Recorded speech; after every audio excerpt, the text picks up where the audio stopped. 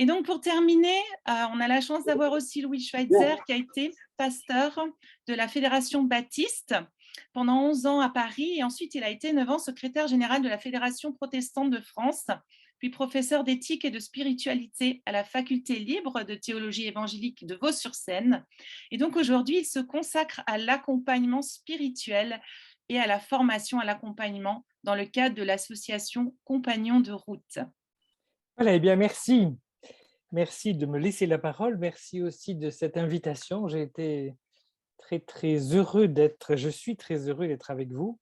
Et j'ai été très heureux aussi d'entendre les deux exposés qui ont précédé, qui ont été passionnants. Et j'espère que vous avez encore quelques forces pour écouter. Je suis un peu frustré aussi parce que j'étais heureux de retrouver un bon nombre d'amis et j'espérais découvrir d'autres personnes. Alors, ça se fait par Zoom, ce qui est déjà une très bonne chose. Mais voilà. Donc, ce qui m'a été demandé, c'est effectivement de réfléchir sur cette transmission de l'Évangile. C'est vrai que dans l'histoire de l'Église, énormément de chrétiens ont considéré cette transmission de l'Évangile comme une impérieuse nécessité. Et on pourrait dire en plus que pour les chrétiens, les protestants de sensibilité orthodoxe ou de sensibilité évangélique, c'est d'une certaine manière un marqueur, et le dernier exposé l'a montré encore. Et puis je pense que dès que nous pensons à cela, au fond, il y a beaucoup de versets qui montent à notre mémoire. Ils viennent des évangiles ou des actes, ils viennent des paroles même de Jésus, et de ce Jésus ressuscité que nous fêtions il y a peu de temps. Vous vous rappelez, allez, faites de toutes les nations des disciples, enseignez-leur à garder tout ce que je vous ai prescrit, dans Matthieu, à la fin de Matthieu. Allez dans le monde entier, prêchez la bonne nouvelle à toute la création, chez Marc. Aussi dans le livre des Actes, vous recevrez une puissance, celle du Saint-Esprit survenant sur vous, et vous serez mes témoins à Jérusalem, dans toute la Judée, dans la Samarie et jusqu'aux extrémités de la terre. Et puis cet appel à être porteur de la bonne nouvelle continue dans les lettres des apôtres qui sont la suite du Nouveau Testament. Soyez toujours prêts à défendre l'espérance qui est en vous devant tous ceux qui en demandent raison, ou bien n'aie pas honte du témoignage à rendre à notre Seigneur, etc. etc.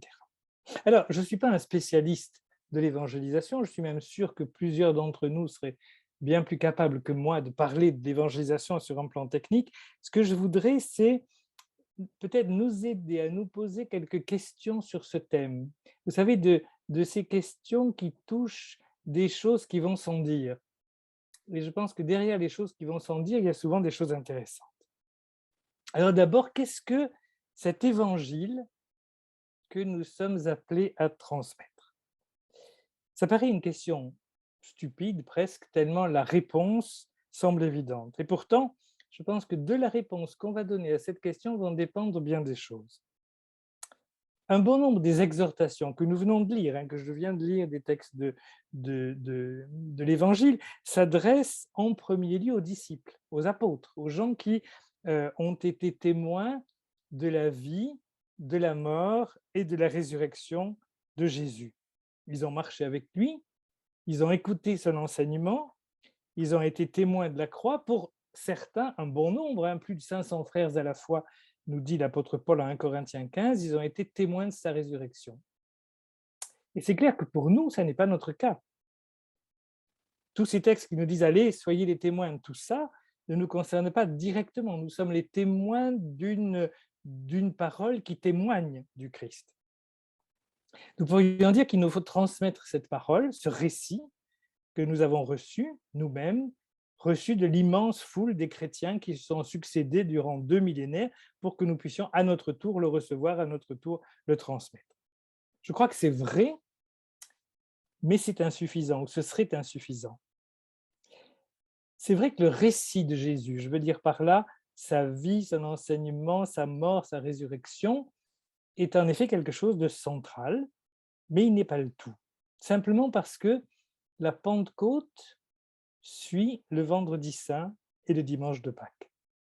Rappelez-vous cette parole de Jésus ressuscité qui dit à ses disciples ce qui va arriver. Vous recevrez une puissance, celle du Saint-Esprit survenant sur vous, et vous serez mes témoins à Jérusalem, etc., jusqu'aux extrémités de la terre, au premier chapitre du livre des Actes. C'est ce qui arrive à la Pentecôte. À la Pentecôte, le Saint-Esprit commence par venir sur les disciples, et puis leur prédication, en l'occurrence la prédication de Pierre, le grand discours de Pierre que nous avons, va s'adresser à la foule rassemblée. Et c'est l'évangile là qui va être transmis. Et qu'est-ce que contient cet évangile? D'abord une prédication sur Jésus, mort et ressuscité, que Dieu a fait Seigneur et Christ. Et puis à la question des auditeurs qui disent « Et nous, alors, qu'est-ce que nous allons faire? Qu'est-ce qu'il nous reste à faire ?» Pierre répond, vous vous rappelez, « Repentez-vous, que chacun de vous soit baptisé au nom de Jésus-Christ pour le pardon de vos péchés, et vous recevrez le don du Saint-Esprit. » Et il ajoute, et c'est là que nous sommes directement concernés, car la promesse est pour vous, pour vos enfants, pour tous ceux qui sont au loin, en aussi grand nombre que le Seigneur les appellera. Alors, si nous sommes chrétiens, nous sommes bien les auditeurs de ce récit qui concerne Jésus, qui vient des apôtres, mais pas seulement. Nous sommes ceux à qui la promesse du don de l'Esprit a été faite. Et c'est ce qui va tout changer. Ça signifie que nous n'avons pas seulement à transmettre un récit qu'il faut croire, ou on pourrait dire une théologie à laquelle il faudrait adhérer, mais un récit qui nous concerne, une annonce qui nous concerne directement, existentiellement, un récit que nous avons reçu mais qui nous a permis de rencontrer une personne, qui nous a permis de rencontrer le Christ, qui a changé notre vie par l'action du Saint-Esprit et que nous voulons à notre tour partager avec d'autres. Et une des conséquences, c'est que l'Esprit est présent, mais que l'Esprit est aussi concerné, si j'ose dire, par cette transmission. Oui, il s'agit bien sûr d'une responsabilité qui nous est donnée, qui nous est confiée, mais nous ne sommes pas seuls là-dedans. Dieu lui-même, par l'Esprit, est à l'œuvre. Donc, réponse à cette première question, se rappeler que quand on parle de l'Évangile, on n'a pas simplement la transmission d'un message, voilà ce qu'il faut croire, mais la transmission d'un message transformateur qui nous a d'abord transformés. Et le Saint-Esprit est directement impliqué là-dedans, si j'ose dire. Deuxième question idiote, si j'ose, tellement la réponse là aussi va vous paraître évidente. Pourquoi transmettre cet évangile? Au fond, quelle est la motivation profonde de cette évangélisation qui semble un marqueur dans nos églises, au sens très large des églises protestantes de sensibilité évangélique, et on l'a vu dans la tradition évangélique ou orthodoxe de l'Église réformée de France et aujourd'hui de l'EPUDF. Et je crois qu'on pourrait donner beaucoup de réponses, certaines tout à fait conscientes et réfléchies, d'autres inconscientes ou un peu moins réfléchies, certaines non avouées aussi. On pourrait dire par exemple, par obéissance à l'ordre du Christ. Allez, faites de toutes les nations des disciples, voilà, j'obéis. Pour le salut des âmes. Je pense qu'on pourrait aussi dire pour que nos églises puissent survivre. C'est moins présentable, mais ça peut être aussi, je pense, une raison. Ou bien pour que ma communauté puisse se développer. Peut-être même pour me rassurer moi-même, parce que je me pose un certain nombre de questions et j'ai envie que les autres partagent ma réponse pour me rassurer. Je pense qu'il y a certainement plein de réponses possibles et que vous, si vous y réfléchissez, vous en avez vous-même probablement une petite série, qui ne sont pas contradictoires d'ailleurs les unes avec les autres. Mais j'ai envie de dire qu'il y a une réponse qui me semble le fondement nécessaire de toutes les autres. Et une réponse, j'ai envie de dire, sans laquelle toutes les autres me paraissent un peu tordues quelque part, même les meilleures. C'est celle-ci, cette réponse, par amour pour celui ou celle à qui nous nous adressons. Vous savez bien que le grand commandement que Jésus nous a laissé, c'est ce résumé de la loi, tu aimeras le Seigneur ton Dieu, etc., tu aimeras ton prochain comme toi-même. Et cet amour dont il est question, Jésus va l'élargir à tous les êtres humains, y compris les ennemis.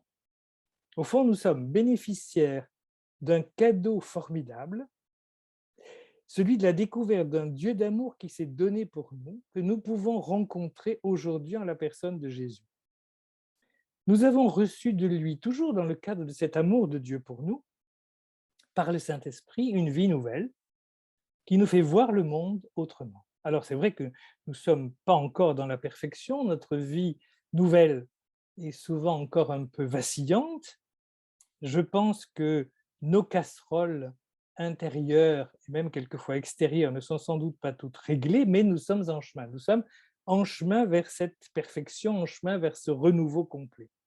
Et c'est ça que nous voulons par amour, c'est de cela que nous voulons faire profiter par amour nos frères et nos sœurs en humanité, partager cette vie avec eux. Et je crois que c'est très important parce que euh, si l'amour est le moteur premier de ce désir d'évangélisation, je crois qu'effectivement, il y a des choses qui vont probablement changer, y compris dans notre manière de faire. Troisième question, je vais vite parce que je voudrais être aussi respectueux que mes prédécesseurs de l'horaire prévu. J'ai admiré.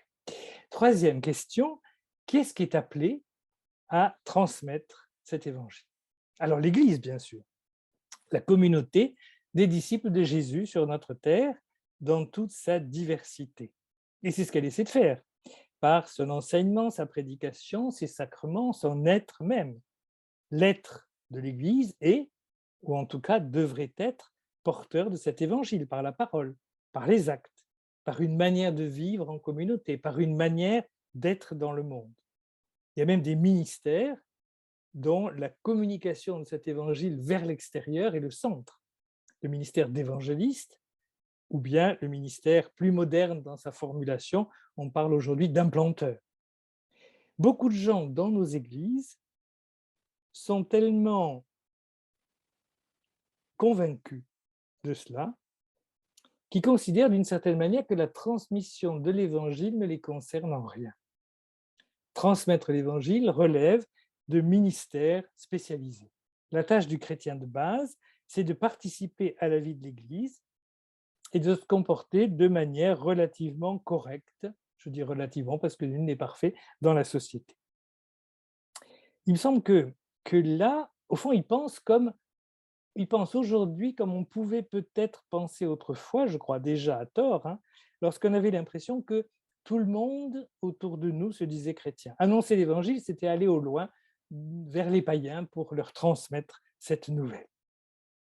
Et là, je crois qu'il y a une erreur de base, et une erreur qui se retrouve dans beaucoup d'endroits, c'est que l'Église n'est pas d'abord une institution qui doit accomplir beaucoup de belles choses, dont la transmission de l'Évangile, mais que l'Église, c'est nous.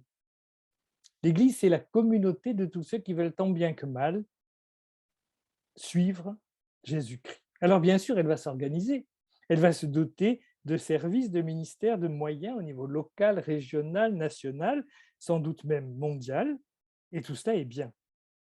Mais cela ne nous dispense en rien d'être directement les uns et les autres concernés par son ministère, et cet aspect particulier du ministère. La transmission de l'évangile, le témoignage à rendre à cet évangile dans le monde, c'est le service auquel tous nous sommes appelés. Et je crois que lorsque Paul dit « nous sommes ambassadeurs pour le Christ » dans la deuxième épître aux Corinthiens, au chapitre 5, je crois que c'est quelque chose aussi qui nous concerne. Alors, remonte à votre mémoire, j'en suis sûr, bien des réactions que vous avez entendues et que vous avez sans doute eues, mais au fond, qui suis-je pour faire cela? Je ne suis pas un théologien, je ne suis pas un prédicateur, je ne sais peut-être pas parler, je ne suis pas assez sûr de moi, ma foi est encore pleine de questions, j'ai peur de dire des bêtises, etc., etc. Et ce qui est intéressant, c'est que ce genre de paroles, on les retrouve dans l'Écriture, dans la bouche de gens comme Moïse, Exode au chapitre 4, hein, ou de Jérémie au premier chapitre. Et la reconnaissance de leur incapacité ne les a pas empêchés d'être des porteurs de la parole de Dieu. Et la réponse qu'ils ont reçue l'un et l'autre de manière un peu diverse, mais c'est « je serai avec toi ». C'est-à-dire qu'on revient à cette idée que lorsqu'il est question de témoigner de l'Évangile, nous sommes pleinement responsables, mais nous ne sommes pas seuls. C'est le Saint-Esprit qui est en nous qui va aussi travailler. Alors la question, c'est maintenant comment transmettre l'Évangile. Et j'ai certainement pas l'intention de vous donner des recettes que vous pourriez ensuite appliquer. D'abord parce que je crois que ces recettes, ce n'est pas vraiment mon truc, je ne suis pas très convaincu de leur... elles sont très efficaces. Je suis bien incapable probablement aussi de le faire et je pense que d'autres seraient plus capables que moi de donner quelques bons conseils pratiques pour communiquer la foi. Il y a des choses qui me paraissent essentielles et c'est ces choses-là que j'aimerais partager avec vous. D'abord, ça a été dit déjà à plusieurs reprises, hein, nous sommes différents. Ça fait partie de la grande richesse de l'Église. Et là, quand je parle de différence, je ne parle pas de la pluralité dont on vient de parler dans l'Église réformée à une certaine époque, ce n'est pas de ça que je parle, mais nous sommes différents parce que nous avons des caractères différents, des histoires différentes, des compétences différentes. Il y a une richesse énorme qui est celle du corps du Christ, avec l'immense diversité des personnes, des hommes et des femmes qui le composent. Et il y a des gens qui sont très doués pour tel ou tel service, des hommes et des femmes qui ont telle capacité qui manquent complètement à leurs voisins. Ça, c'est évident et ça l'a toujours été. Et alors, je crois qu'il n'y a sur notre sujet rien de pire que de culpabiliser nos frères et nos sœurs en leur disant « tu dois évangéliser, tu dois témoigner de ta foi à ton patron, à tes collègues, à ton boulanger, à tes voisins, etc. » Je ne sais pas si vous êtes comme moi, mais j'ai l'impression que ça ne pousse que très rarement les gens à agir. Et que par contre, ça peut de manière très efficace les dégoûter de l'Évangile. Les inciter en tout cas dans l'Église à ne pas trop se faire remarquer et donc à ne pas trop s'engager. Alors peut-être que cela n'existe pas dans les PDF, mais je connais des églises et je connais des chrétiens qui ont expérimenté ce genre de choses. Je disais que nous étions différents, et bien je crois que ces différences peuvent susciter l'extrême diversité et la richesse du témoignage chrétien. Je crois qu'il n'y a surtout pas pour chacun de nous cette sorte d'obligation à faire de l'évangélisation en mettant des guillemets autour du mot faire, comme si cette évangélisation c'était un truc tout à fait clair, tout à fait simple, qui est pareil pour tout le monde, un moule par lequel tout le monde doit passer.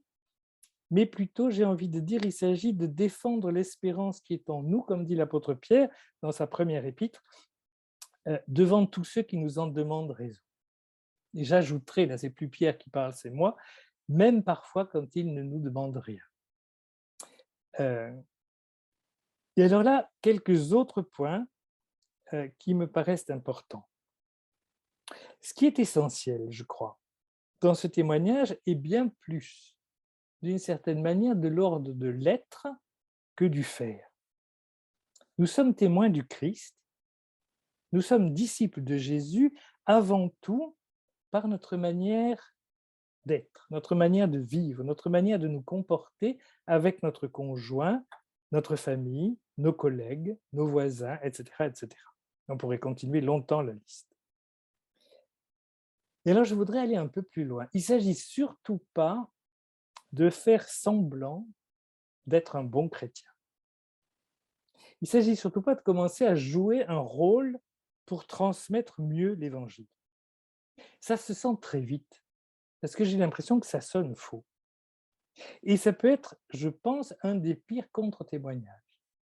Je prends juste un exemple qui sort un peu du cadre de l'évangélisation, mais ou du moins qui l'aborde sous un autre angle. Vous vous rappelez, dans les familles, vous êtes tous, j'imagine, vous êtes beaucoup d'entre vous des parents ou avez été des parents et vous êtes sans doute tous des enfants, ça paraît probable, d'une manière ou d'une autre. Il n'y a rien de pire, me semble-t-il, vous savez, dans une famille, lorsque les parents, le père souvent, tient absolument à ce que les enfants respectent des principes qu'eux-mêmes, dans la pratique, ne respectent pas. Il n'y a que la personne qui joue ce jeu pour ne pas voir que c'est un peu fou, que c'est un contre-témoignage. Et ça disqualifie la parole qui va être dite. Je pense que beaucoup d'enfants de chrétiens, quelquefois des enfants de pasteurs d'ailleurs, ont été dégoûtés de la foi par le comportement de leurs parents, et pas parce qu'ils avaient des comportements horribles, simplement parce que ceux-ci étaient quelquefois tellement tournés vers les autres, dans le service dans l'évangélisation, etc., qui n'avaient plus de temps pour s'occuper de leurs enfants. Donc je crois qu'il s'agit d'être vrai, je vais y revenir.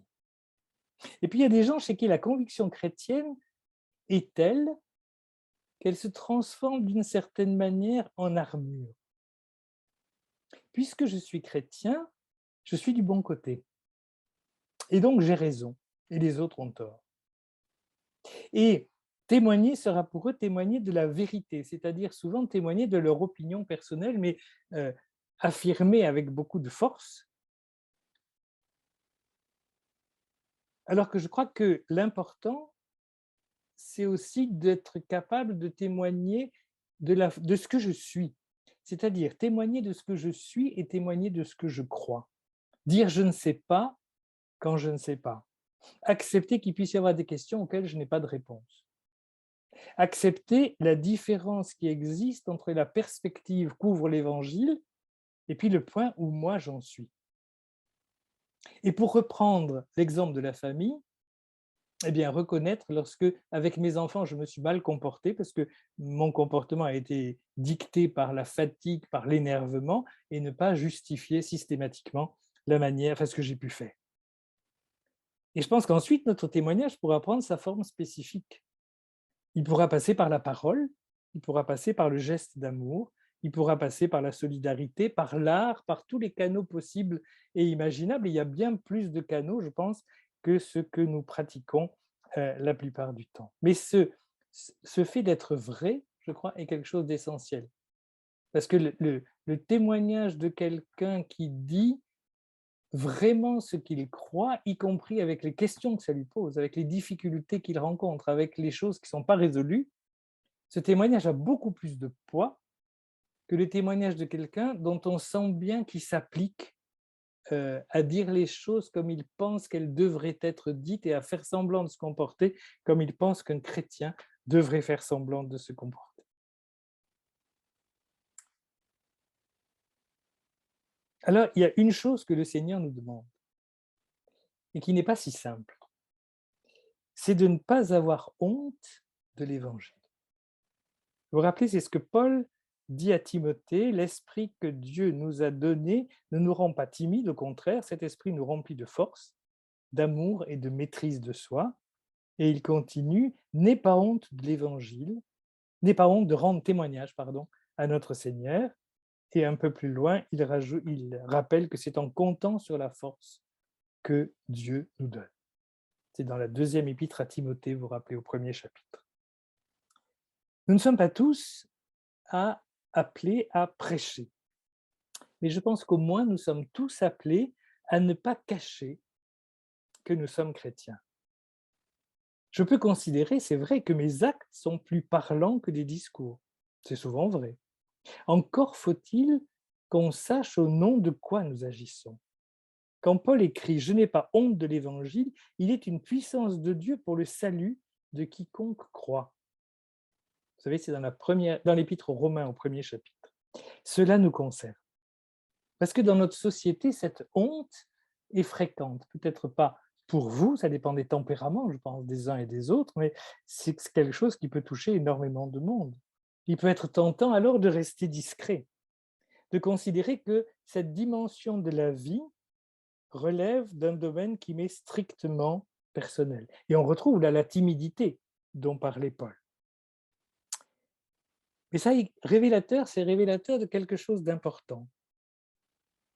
Cela veut dire que nous ne considérons pas cette question comme suffisamment vitale pour en parler.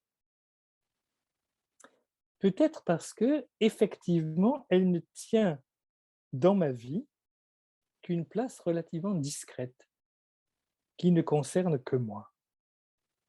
Or, dans cette phrase que je citais de l'apôtre Paul dans l'Épître aux Romains, il dit ceci, « L'Évangile est une puissance de Dieu pour le salut. » Cette puissance, elle est porteuse de vie pour celui qui la reçoit.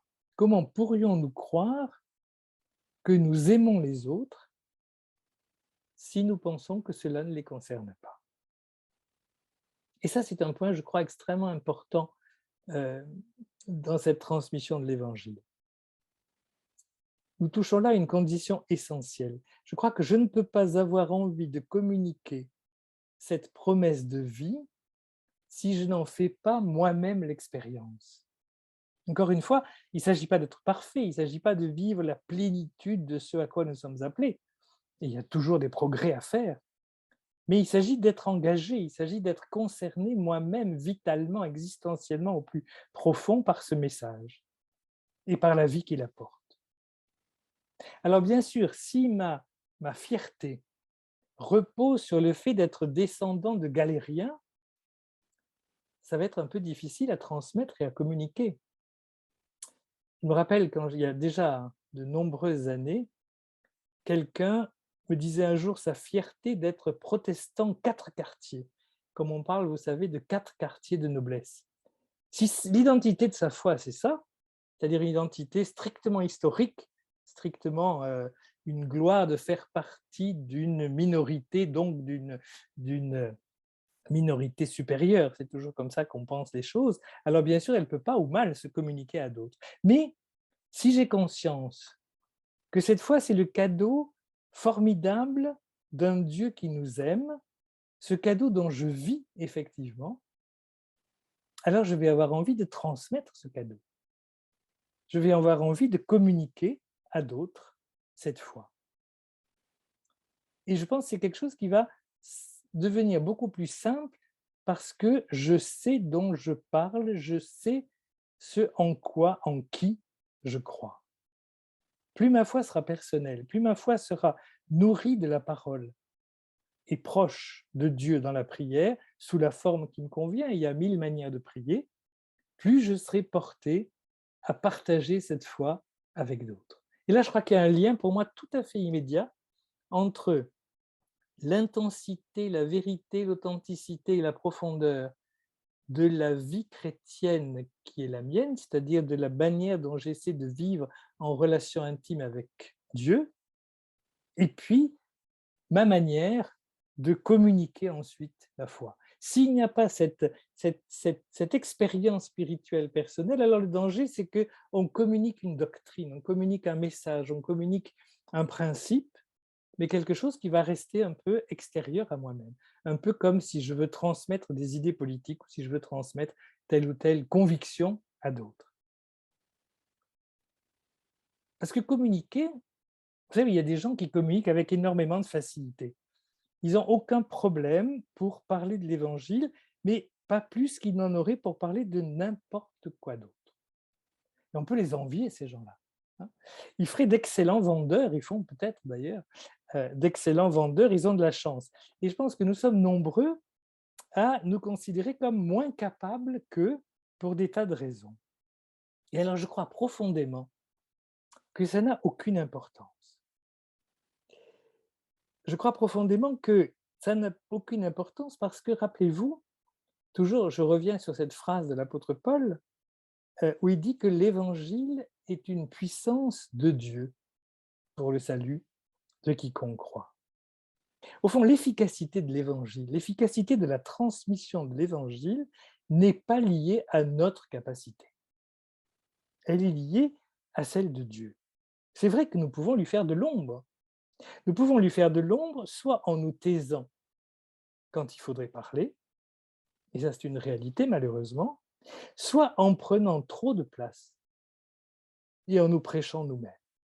Mais le vrai travail, le travail réel, c'est l'Esprit qui l'accomplit. Pas nous, nous sommes porteurs d'un message, mais ce message, l'efficacité de ce message dans le cœur des gens à qui il va s'adresser, c'est l'efficacité de Dieu. Et d'une certaine manière, Paul va plus loin et de manière très étonnante. Lui-même qui avait conscience de sa propre faiblesse, ça nous paraît un peu paradoxal parce qu'on a du mal à voir la faiblesse de Paul, mais il en parle, lui il en est conscient, et il parle de cette difficulté particulière et mystérieuse qu'il éprouve et qu'il appelle cette écharpe dans la chair. Écharpe dans la chair dont nous ne savons rien. Il y a des interprétations plus ou moins crédibles, mais nous n'en savons rien. De quoi s'agit-il? Il avait demandé à Dieu de l'en débarrasser et il partage avec nous la réponse reçue. Ma grâce te suffit, car ma puissance s'accomplit dans la faiblesse. Et il en tire même une conséquence qui, pour notre appel à évangéliser, peut être quelque chose d'important. Il dit ceci: « Je me glorifierai donc bien plus volontiers de mes faiblesses, afin que la puissance de Dieu repose sur moi. » Et il conclut: « En effet, quand je suis faible, c'est alors que je suis fort. » Tout cela, c'est dans la deuxième épître aux Corinthiens, au chapitre 12. Est-ce que nous croyons vraiment à la puissance de Dieu? Quand je dis est-ce que nous croyons, je vous dis pas, je ne vous demande pas est-ce que vous croyez que c'est juste. Bien sûr, il y a plein de choses que nous croyons, mais est-ce que nous le croyons suffisamment pour accepter que ça rentre dans notre manière d'être et de faire et de vivre? Est-ce que nous croyons à la puissance de Dieu, à sa capacité d'agir en nous, non seulement malgré notre faiblesse, mais on pourrait dire à cause de notre faiblesse?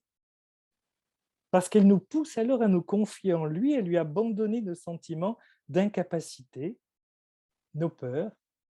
Elle nous pousse à laisser Dieu agir à travers nous.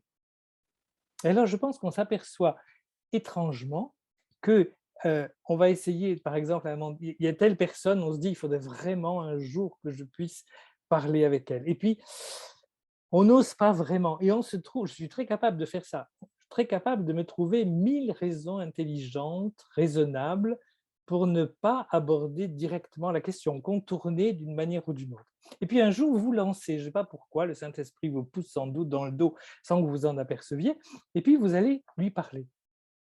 Et vous vous rendez compte, une fois que vous avez commencé, que les choses sont infiniment plus simples que ce que vous pensiez. Et que ça paraît à la personne beaucoup moins bizarre que ça vous paraissait presque à vous de lui parler de votre foi. Pour conclure, et je m'aperçois que je suis même en avant, c'est magnifique, j'ai envie de reprendre cette formule qu'on trouve si fréquemment dans la Bible et qui, je crois, nous concerne tellement dans ce domaine. N'ayez pas peur. N'ayons pas peur.